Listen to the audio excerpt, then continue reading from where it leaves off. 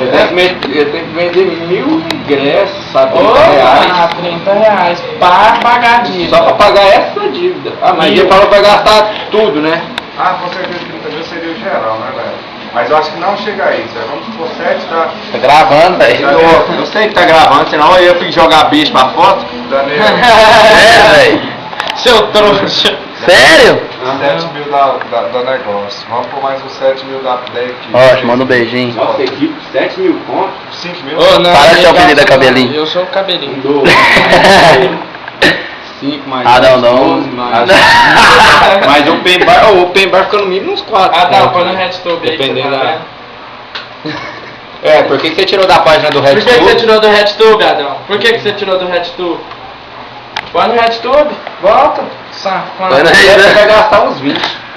Eu acho que 30 não gasta, não. Vamos fazer as É, já contas. que se ele for fazer essa divulgação que você falou que vai ser fudido, eu gasto. Vamos fazer as contas aqui só de cabeça. Aqui, 7 mil lá da Metrópole. Quanto que foi o show da manhã que ele falou? Não sei, velho, não lembro. Vamos pôr uns 5.